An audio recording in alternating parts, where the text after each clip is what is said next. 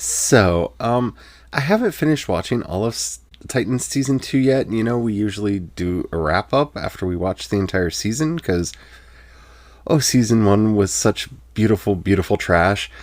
But season 2 has been oddly unexpected in some of the things that it's done, and we're going to talk about that. But one thing I should say is, even if we talk about anything that happens in the series, I don't know that anything counts as a spoiler that we could talk about for two reasons.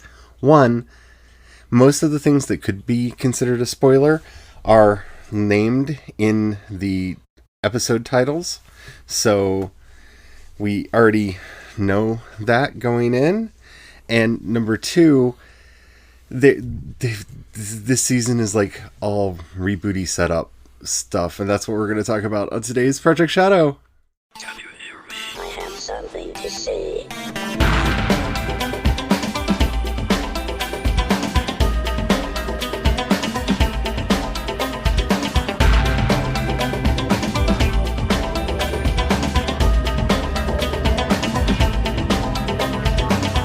Project Shadow starts now.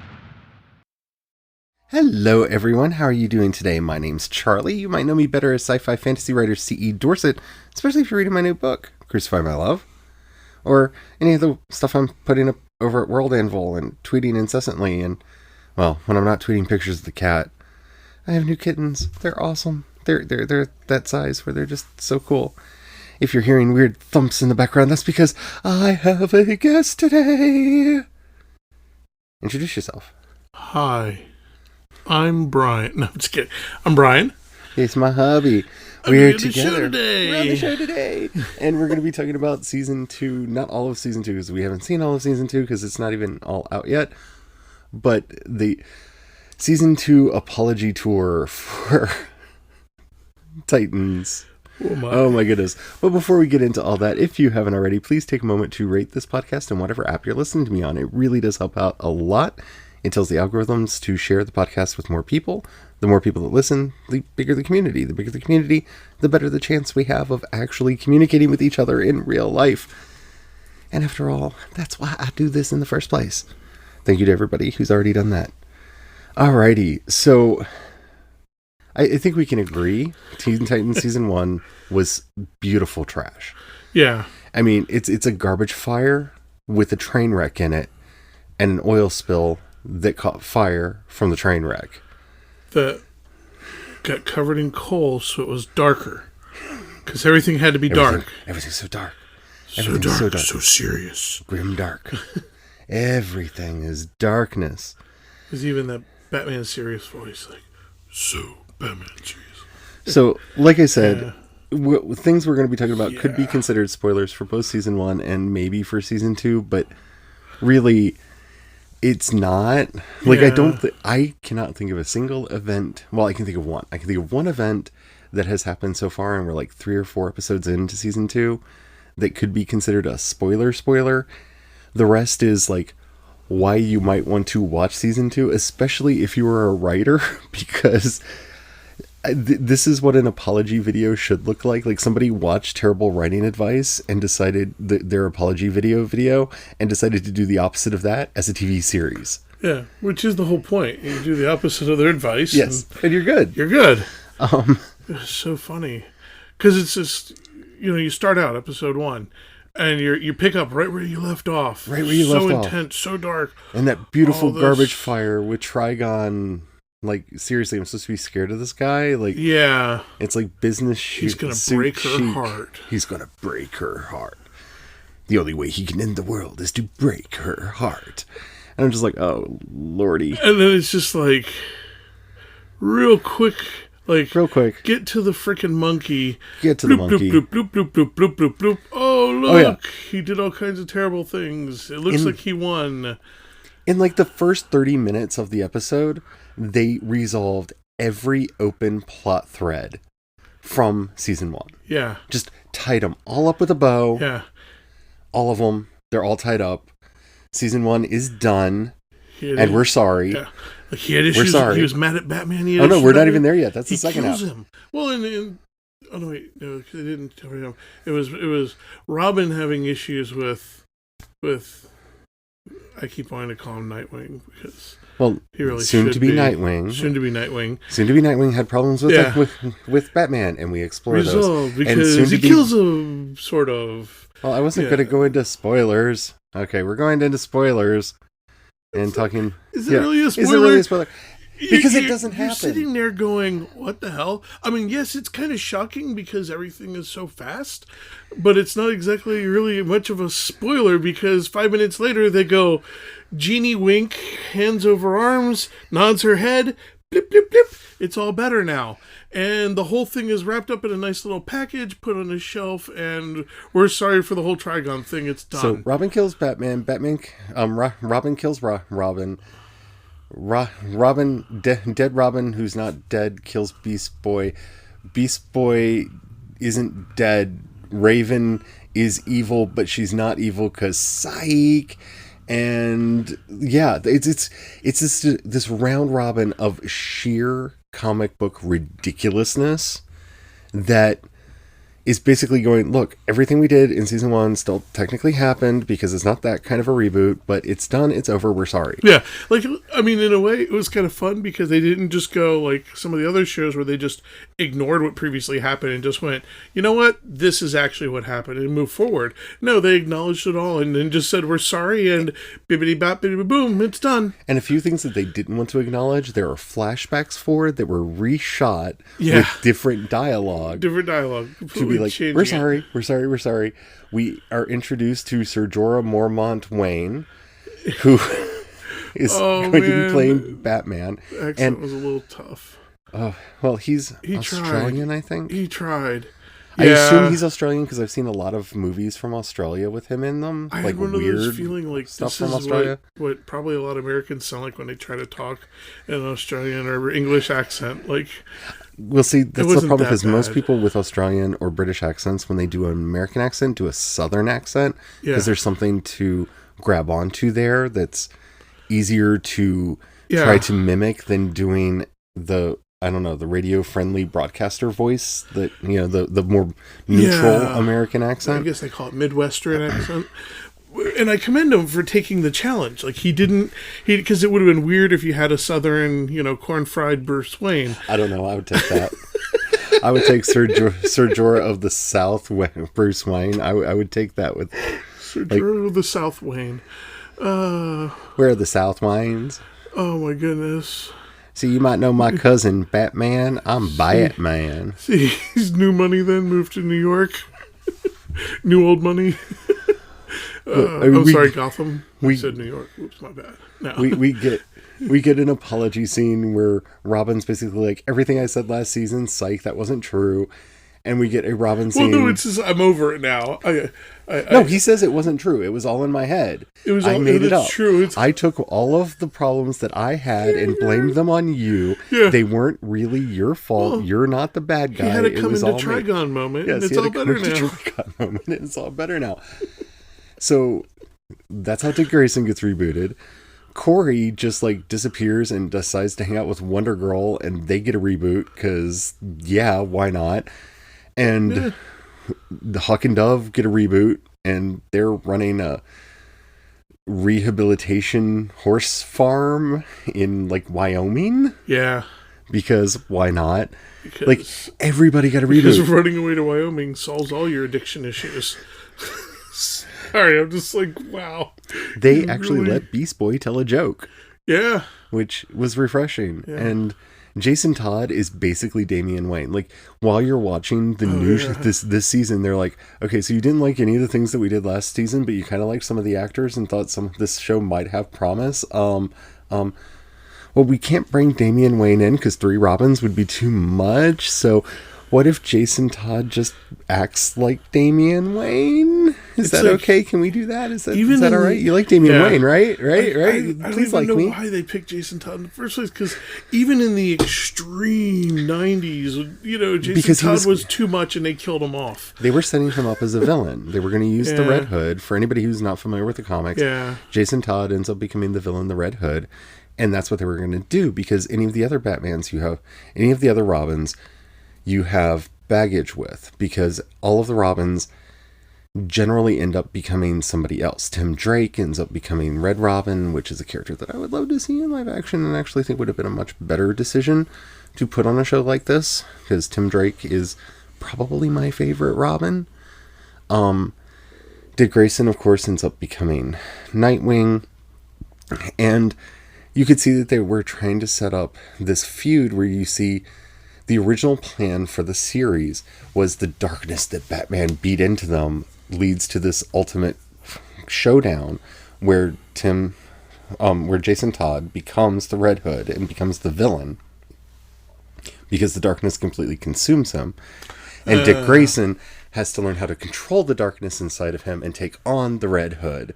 And that's was the. I mean, you can see it, like that's the through line. And I guess in a way, because it happened so fast, we missed it, or I missed it initially in their coming to Trigon moment, because they came to Trigon and whoop, it's all done. Because they do that, because in their coming to Trigon moment, they had they had it. It was done. Yeah, we get to see it. Yeah. Yeah. So we did that. That's out of the way. It was all fantasy. It never really happened. It's like, yeah, that's why it's fantasy, because we're so sorry, because you could obviously see how bad it was going to be. We're sorry. We're sorry, and we're sorry. That's why we're not doing it. Like, the key words for this season is, we're sorry.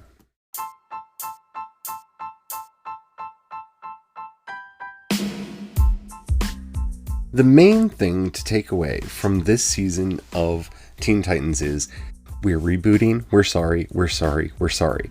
I was talking to a friend of mine that you might remember if you're a really long time listener to the show, if you remember Wolf, who used to be on the show from time to time, about the season. And the analogy that I gave is it's like that kid when you were in high school who wanted to hang out with you but didn't understand the subculture you were in. So they bought a Cure t-shirt because they knew you were kind of gothy but didn't know who the Cure were, and thought that it was like some medical thing, and tried to talk to you because they wanted to be part of your group. Like, that's kind of what this show feels like, because it's so far everything that's happened. Like, I mean, they've set up a new villain. Slade Wilson's back because, you know, Deathstroke is a big major villain of the Teen Titans, and you like that, right? And I do. I like the actor that they got to play Slade. Yeah. Manu Bennett, great actor. Really liked his version of Slade from Arrow. Yeah. This guy looks ripped from the comic book. Like, he really does look like the comic book character. I do find it interesting that he's aged up as much as he is. That they did that for both him and Batman, which makes me hope that we're going to end up getting Terry and get Batman Beyond on this show, because that would be awesome to have baby Batman Beyond on this show. I really want that to happen. I really want that to happen so bad, because I want a live action Batman Beyond, because that would be so cool. But you know, I like lobby for that every time I talk about what I want from a DC property. I want live action Batman Beyond. I want them to hire Michael Keaton to come back to play Batman, hire a new Terry, and do it. Because can you imagine Michael Keaton being crotchety old Batman in the chair? Be perfect. Having to train his successor? Be perfect. I mean, his work as the Vulture and all the Birdman and all that. I mean, he'd be so good. Oh, yeah. It'd be so good. I want that so bad. I want that so bad. But, yeah, that goes in the fanfiction file. But that's pretty much all this season has been is, oh, remember that plot where Corey's people decided to invade Earth because they needed to get her back for reasons? We're going to do that, okay? Okay, I don't know when. We're not going to say when, but you like that, right? We're going to do that. And coming up. You wished it was more comic booky, so we're going to put Dr. Light in here and make him the most comic booky thing that's been put on television, all of the Arrowverse included. Yeah. Because you like that, right? And we're going to start making suit up jokes because Jason Todd's like super into it and like suits up at the drop of a hat because that's funny, right? Right? Like us. Please like us. There is an and they're even going to poke fun at the suiting up. There is an odd desperation in this series where it's trying to be more lighthearted. It's trying to basically hint every major Teen Titans storyline that has ever been. If you've ever watched the Teen Titans TV series, if you've ever read any of the comics, if you've ever watched any of the OVAs, they're like trying to set all of that up. And it's just, I don't know. I don't know if it's working for me as a reboot. Okay, I like several of the actors that they picked. I really do. I think the actor that's playing Gar, that's playing Raven, I think it's a well cast show. I've said that since the beginning. I think it's a very well cast show, but it's not well crafted, and that's the problem. Is even though the writing I think has gotten better this season in that it's lightened up, they're trying to. It's like watching a dial be turned on a television where it's like we're accidentally set to grimdark, so each episode we're going to turn the knob a little bit more away from grimdark to get back to the series that we know you want because we heard your complaints. And it's really odd to watch this happening in like real time. You know what I'm saying? It's such a strange thing to watch occur in real time. Because usually when somebody doesn't, when you get a reboot, even a soft reboot in a series, because you can actually see this between Arrow season 1 and season 2, when they realized, well, we went a little dark with Oliver Queen in season 1, we need to lighten the show up some, and they rebooted with season 2. It was just all of a sudden, well, bam, we have rebooted. We're doing it differently now. Yeah. And you could see the tonal shift. You could just see it. It just happened.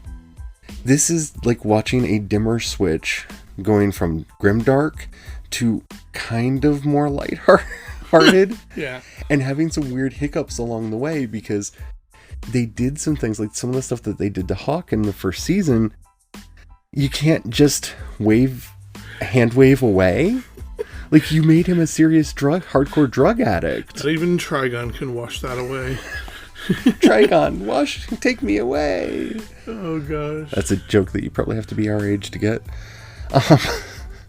But yeah, I mean, if you didn't like season 1, season 2 is definitely better. It's definitely better. But I don't know if I would say it's good yet. I really don't know if it's good. It's not bad anymore. But what's the weird interground between bad and good? Where this thing lives. Like, it's making me want to create an entirely new vocabulary for how to describe writing and TV, because it is a profound apology tour of, okay, so you really didn't like how we did Raven, so we're going to do some of the things that you liked because we saw the memes going around, so we're going to continue those things because memes mean you like it, right? Yeah. It's like, I don't know, it'd be interesting to see as we get further into the season, like, hopefully they stop the apology tour. Like, I'm worried they're going to get obsessed with it like they do with the darkness and all the other stuff. They just kind of get obsessed with, and then they don't, it's like, and then it doesn't go anywhere. Yeah, you did your apology tour, you made up for it, now we're moving forward, we got them in the tower, the Titans are back together. The Titans are together, they're actually in Titan's Tower. That does not look like a T, but they're in San Francisco. Yeah, they're in the right city, so okay, let's do it. Let's move forward. Let's just do now. it. Yeah. Whereas the first episode was all monkey, like it was all just get to the monkey. Yeah, like, and it had to be to cover so much. Because they had a lot of apologizing to do. After that, it has been like no monkey. Yeah. Like, well, I take that back. There's one episode that I'm not going to spoil that has monkey. Yeah. But it's not. I don't know. It is a strange and bizarre world that we are living in. Mainly because, today's the day we get Disney Plus announcing the 5,000 shows that are going to be on it, which is exciting. Yeah. You have Warner Brothers probably going to be doing their own streaming service, and makes you question what's going to happen to DC Universe, DC Unlimited, or whatever universe, which is upsetting because I want my comics, so don't take my comics away from me. But it's all kind of in the crazy town right now, and the more it stays in crazy town, the more I just don't know how to feel about it. Yeah. Because I can see them trying. Like, I like that they desexualized it a bit because, yeah, I get that they're adults, but And they're really stressing that now, that like they're all adults. That's why it's the Titans, not the Teen Titans. Yeah. Because everyone's 18. Because we did some stuff last season that felt a little creepy. Yeah. But everyone's 18. So it's not creepy like you thought. I don't know. We'll see. We'll have to see. But yeah. You have anything else to add? No, I think that about covers it. Alrighty. Aqualad! Okay, there we go. Alright. There we go. So I hope you enjoyed this episode of Project Shadow. If you did and you haven't already, please take a moment to rate this episode in whatever app you're listening to me on. It really does help out a lot. If you have any questions, comments, or topics you'd like to see discussed on the show, please go to the show notes in whatever app you're listening to me on and click the voice message button, system link thing, and you can leave me a voice message. Keep it short, keep it clean so I can use it on the show. I would love to hear from you. If you'd rather hit me up on social media, you can hit me up CE Dorset on Twitter and Instagram, and you can find links to everything that I do over at projectshadow.com. If you've got a buck you can throw my way, it really would be greatly appreciated. In the show notes, you'll find a link for both the listener support and my Patreon. The difference between the two is people on Patreon occasionally get stuff. If you can afford to support the show, it really does help me out a lot. It's basically my sole means of income, that and, selling the books and the, ads and stuff that appear occasionally on this podcast. And thank you to everybody who's already done that. It really does mean the world to me. If you don't have any money right now or you don't feel like giving, then if you know somebody that you think would like this podcast, do share it with them. That helps out a lot too. There's a lot going up this week. Getting ready for National Novel Writing Month. I would love to know how you're doing. Hit me up and let me know. And until next time, don't forget, have the fun. Bye.